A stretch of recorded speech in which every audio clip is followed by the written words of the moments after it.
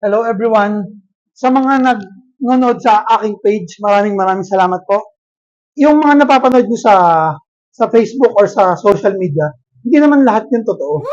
Kasi kami dito, sa Canada, hindi kami nahihirapan. Pinupulot lang namin yung pera. Katulad nito. Ito, ang daming pera oh. Ganito lang dito. Pupulutin nyo lang yung pera. Ayan oh, one. Medyo marami-rami din siya. Dami pa. Doon pa nga, meron pa nga doon pera eh. Pero, dito banda sa spot na to, nakakita rin ako ng pera. Ang dami oh. Pulutin natin. Iba-ibang kulay siya. Yun. Pinupulot lang namin yung pera dito. Hindi totoo yung sinasabi nilang Canada daw, mahirap ang buhay. Pero dito, pinupulot lang yung pera. Napakadali ng buhay dito sa Canada. Kaya huwag kayong maniniwala sa mga content na napapanood nyo dahil kami dito, pinupulot lang talaga namin yung pera. Hindi mahirap ang buhay dito. Ngayon, titinta ang kaldero. Kasi wala na kaming kaldero sa bahay.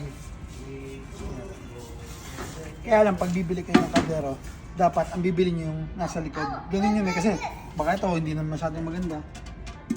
Dapat yung susunod. Ito ngayon. Uy!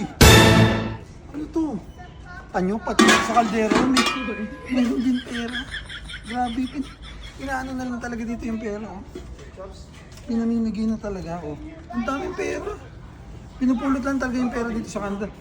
Kasi to, bibiling ko sana, kaya lang, ito may pera na. Ito pang bibili ko nito.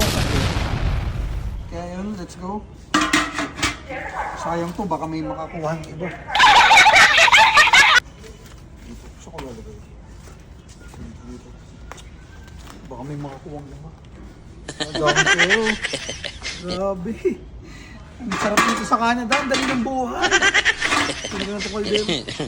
Ngayon naman, bibilang naman tayo. Pula naman na makukuha natin. 1, 2, 3, 4, 5, 6, 7, 8, 9, 10, 12, 13, 14, 15, 16, 17, 18. Hindi ko na, konti lang naman to, pero nakakita na naman tayo ng isang spot.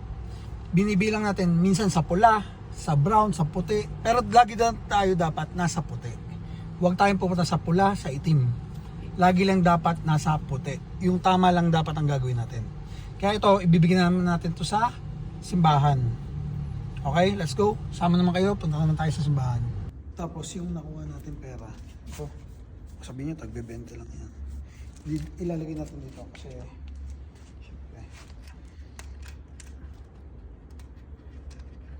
sabihin nyo, cut to, ayan o, dito na o.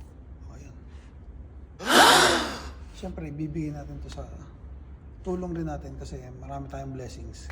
Kaya yun, tayo makalimutan yung